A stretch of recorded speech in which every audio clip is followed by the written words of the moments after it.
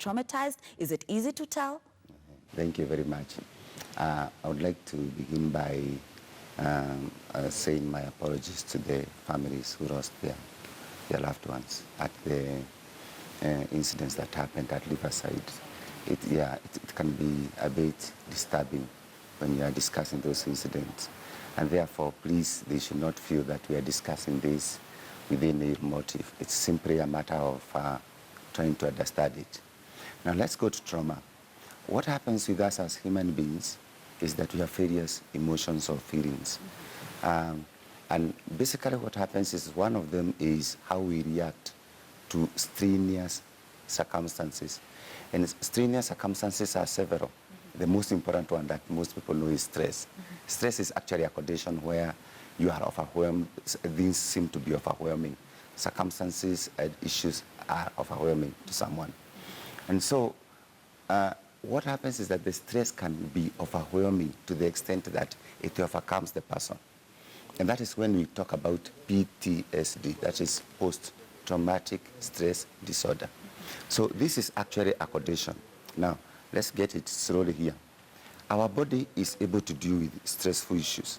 So when you are a bit stressed, the body reacts. For instance, when you are stressed, the heart beats faster. It's trying to say, it's trying to overcome that. There is also the nervousness. You feel nervous. So like before you go to an event, like an examination, or you're about to have an interview, it's normal to feel nervous.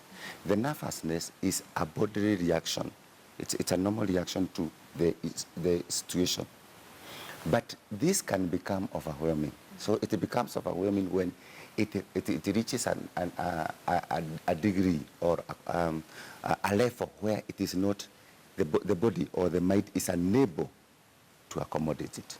And that is when we talk about things like PTSD. So post-traumatic stress disorder is actually a condition.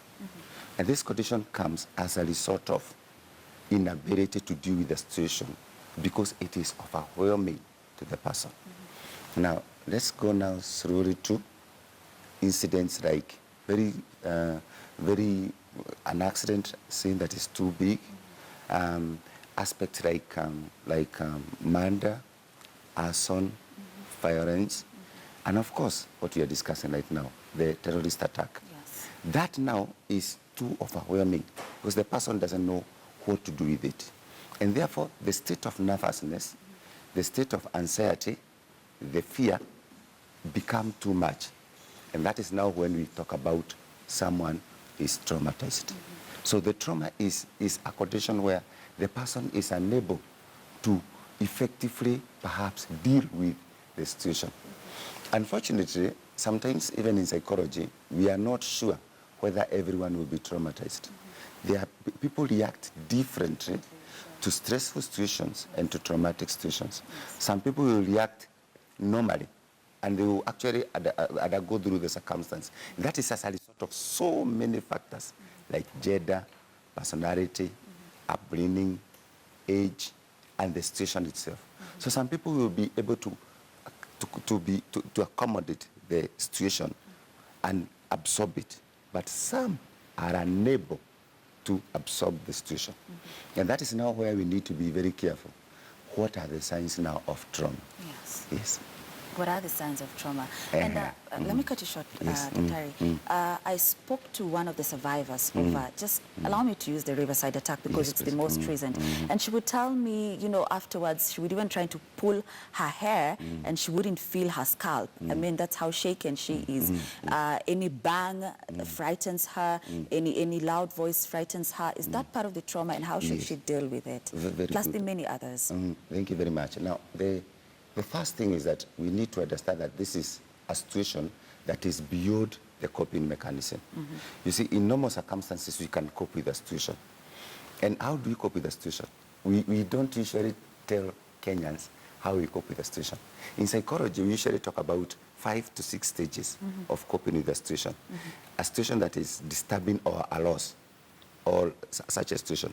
The first one is the shock. You see, you get the shock and the numbness, like this is happening, you get shocked. But then the body should react back normally. But then it doesn't necessarily go back that way. So the second one is the denial. This is not happening. Now, that's a very interesting thing. If you continue denying it did not happen, it's not good. Because after the denial, you go to anger. You see, these are all emotions. You are very angry. Why did this happen? Who brought this? Why did this terrorist come here? Why did the police do something? Why did the government do something? You know, you're trying too many questions at the same time. And that is why you need to be very careful here. Because if you continue being too angry, you are not going to respond effectively to this circumstance. Yes. And at that point, you may become depressed. That's why you see people become depressed, they become withdrawn. And then finally, under normal circumstances, you should be able to accept the situation. So the first thing that should have happened with an attack like Riverside, with due respect, is the first thing that happens is let us get the facts straight. The facts are there are bad people or elements in our society, and they are likely to disrupt us. So it has nothing to do with the police or the government. With due respect, the security personnel could have been trying to do their best, but they are bad elements. And this bad element can attack us. I've used the word can. Because there should be several mechanisms to prevent it. Yes. So they can attack us. Yes. So the first thing that happens, and I like the fact that you've mentioned journalists. Let me quickly bring in the journalist. There is... No. We'll delve we'll on bring that them later. later. Yes, Okay. kindly. So the first thing that happens is, what is the response? Yes. And that is the first thing we should know. When there is an attack, the first thing that you should do or anything is not to panic. Because panic takes you into a panic mood. And it takes away the defense mechanism and then our reaction to it. So the first thing is to calm down. What is going on? And with due respect, like there are some people who knew how to respond. If there's a person shooting outside or an incident like that, the first thing is to calm down and get the facts straight. Sit down where you are, find out what's happening. And with due respect, the first problem with Kenya we have is everyone goes to stare. I don't know why we go to stare, even with those who cannot help. So the second thing is the scene. If you are not taking part and you are not helping, the most important thing is to move away from the scene. Yes. The second thing. Yes. The third thing is they are the psychosocial helpers. Now, in this case, that's why now you might include the police, the journalists, the medics, and the psychologists who are coming in to help. If you're not a part of that, move out. But immediately they come. At that point in time, we offer what is called psychosocial support. Psychosocial support is we give you the support you need. Maybe you have fallen down. The first thing is to lift the person up, obviously. Let them sit down, let them calm down.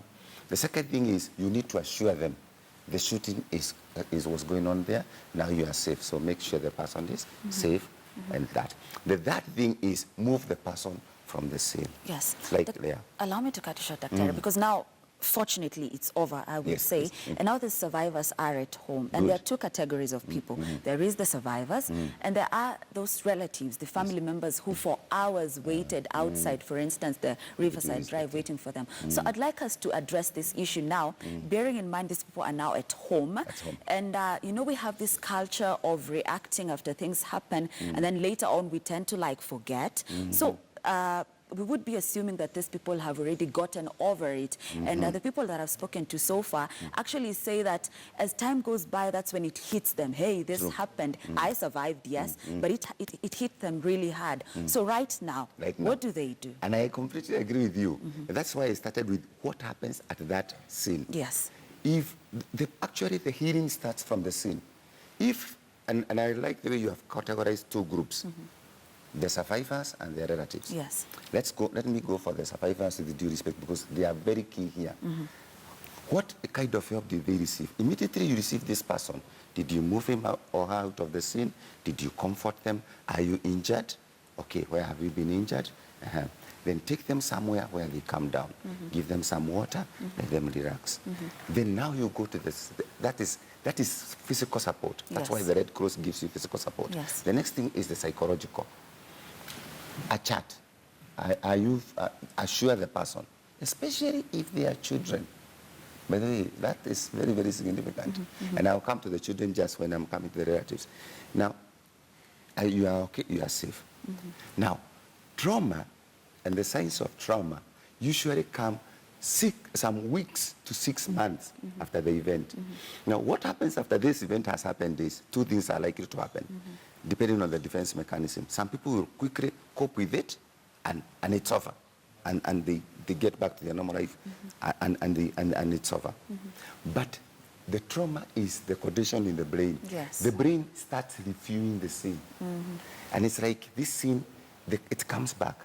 And that's why we have signs like nightmares. So this person is having nightmares. That's why you're asking me, how can you see? The second is, in fact, it starts with lack of sleep. You go, and even the simplest, you shake. Yes. At that point in time, you are shaking. Trembling. You need someone to comfort you to stop the shaking. So you calm down. Then the second thing is the shaking. It can continue.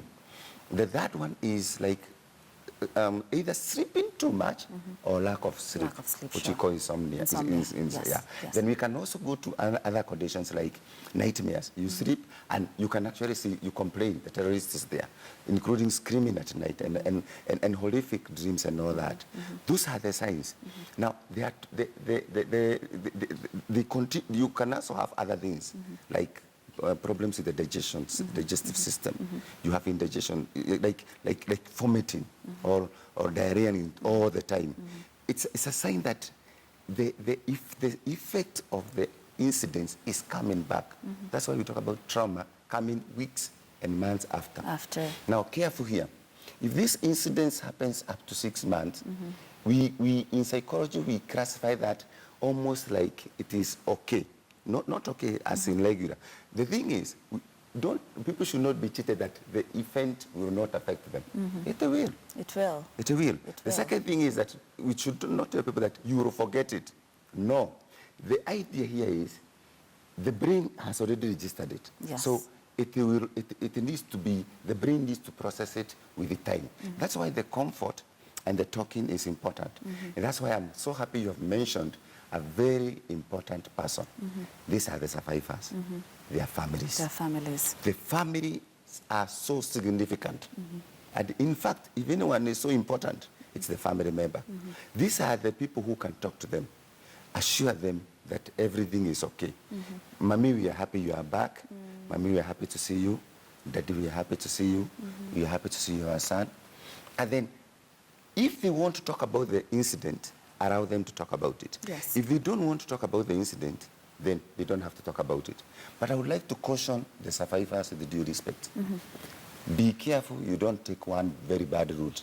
And the route is taking drugs, a lot of drugs or alcohol, because you see the first reaction is you want to erase it. So you take a lot, So you start taking a lot of alcohol or drugs, or you get other addictions like work.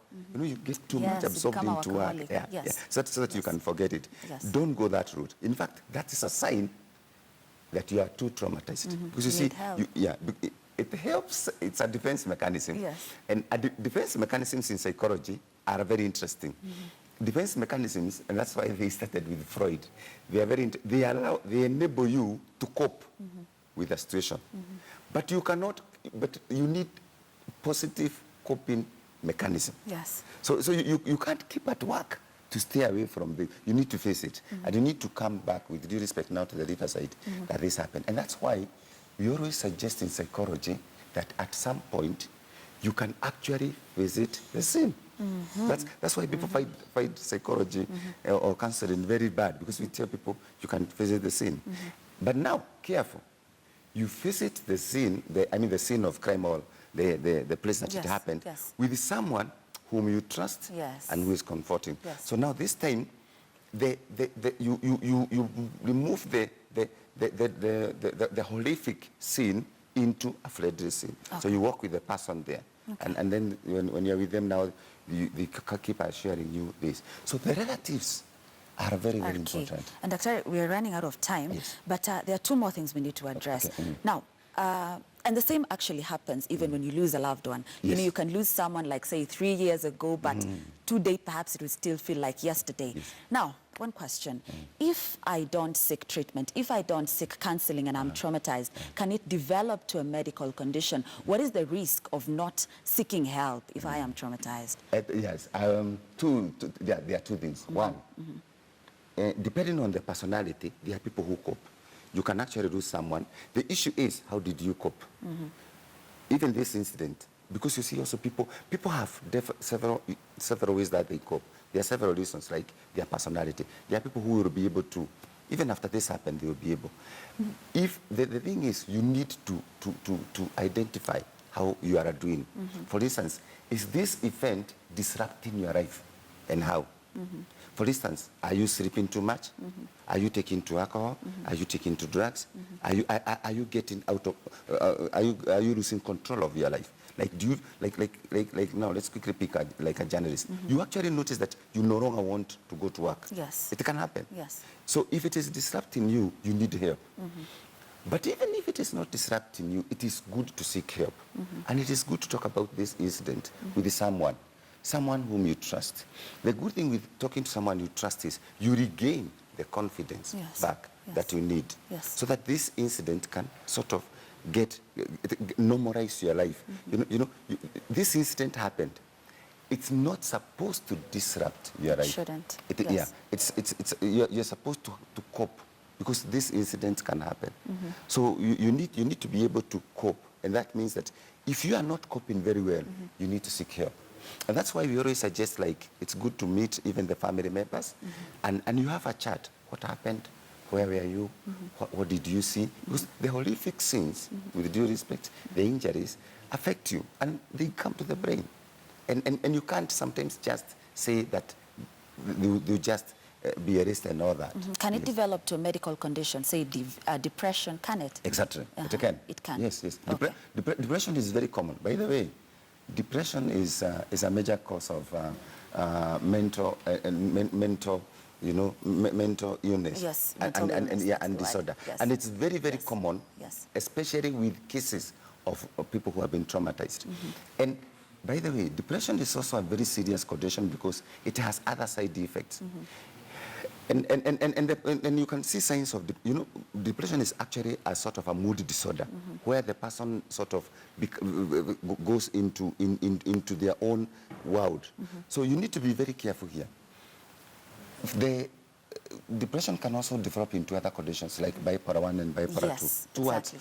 And those are serious that now, because those are psychiatric cases that, psychiatric issues and clinical issues that require now much more treatment rather than simple therapy. Here what we are simply saying is that after this event has happened, how can we sort of, it's not normalizing life, how can we get back to ordinary life? And one way is like now what we are doing, the fact that we are talking about a terror attack, because we need to tell people that the terrorists are not in control of our lives. Yes. These incidents are not in control of our lives. There is our normal life, and this is how we need to get back to it, so that we live ordinary lives. Yes. Now, time is really not on our side, but we really need to talk about the Fourth Estate. Allow me to read something. This is an excerpt I got from a colleague, a journalist who covered the attack, and he says, "Let me tell you, it's not easy being in such a situation. The explosions and gunshots are heartbreaking. You'd not want to be anywhere near such a scene." Now, this is someone who, I don't want to say he's traumatized, but you can read the signs. Yes. So, there's been the Riverside attack, there's been the Garissa University attack, there has been Moi Girls, which personally did affect me when there was the fire at the school. And we've seen initiatives by the Media Council of Kenya. For instance, in the year 2014, there was a trauma clinic in Malindi for the journalist who covered the Lamu and Tana River killings, where about 80 people were murdered. But we rarely see this. What do we do as journalists? You mean you cover this story, but you have to go back to the office. You got a script. If it's a cameraman, you have to go back. But how do you move on when you have these images still in your mind? Thank you. Sometimes I like telling people that we are a developing country. Unlike the developed countries, we are a developing country. The Media Council of Kenya, with due respect, by now should have realized that there's so much on psychology of journalists. And the first thing is, after the journalist has come from this scene, you can't tell the journalist to go to work the next day. The first thing you need to do is after they have covered this incident, you need to do several steps. Number one, after this, are they okay? Are they injured? The second stage should be a debriefing for them. You should sort of get them, even if it's together, so that each of them describes what they saw. The third one should even be a break. You know, you can even get a break. But you can't get, it's important to go for the break when you've been debriefed, so that you don't go home and you become withdrawn and isolated. Because withdrawal and isolation leads to depression. Because you might go home and, the idea here is the Media Council and for journalists, we need to ask, how does a journalist deal with this situation? And the first way is the psychosocial support. The second one is we need to learn that events affect us. And this effect, you are at the first line of defense. By the way, there are two types of trauma we should discuss here. There is the primary one, where you are actually at the scene. And there is the secondary one that affects you because, as a result of someone close to you was present. In most cases, the journalists are physically present at that particular point in time. And they need to learn how to deal with these issues. And that's why we need to start talking with the Media Council of Kenya. Actually, like we should also by now have been having maybe a contact with an organization such as Amani Counseling Center, so that all the journalists can go for debriefing or counseling, so that they can be able to normalize their lives. I don't want to look at the word normal so much. I want to look at the word regulate their life. Yes. Because these incidents are in the mind. So they need to sort of bring this incident into fold, so that you can regularize. You can say, this is what happened. And then you can reach a word we call acceptance, that this is what happened. I'm a journalist. I'm involved in the following. And while at it, it's important to notice that journalists cover accidents. They cover violence. Yes. They can be held hostage. Journalists cover serious issues like the fires. Fires, exactly. Fires. Yes. So and incidentally, some of these incidents are either man-made or natural disasters. Yes. And the man-made disasters affect us more than the natural disasters. Because the fire and the flooding, you can actually say this is not an act by a human being. But when it is by a human being, the journalist feels two words that are very important: shame and guilt. You see, you are like, what, how come I could not do anything? And that is what brings the depression and the trauma. Because most journalists are feeling helpless. I wish I could do much more. I wish there's something I could do. Yes. And that's why they need to go back and start being debriefed. They need to deal with this event, and they need to come to terms with what is going on. Yes. That is really enlightening. So maybe you could tell us about the Counselor magazine. When I was, going through your profile, I found out about it. So maybe you could just tell us about it shortly. Shortly, okay. Yes. It's a magazine that I've been trying to come up with to assist in to bring about awareness of counseling psychology in Kenya.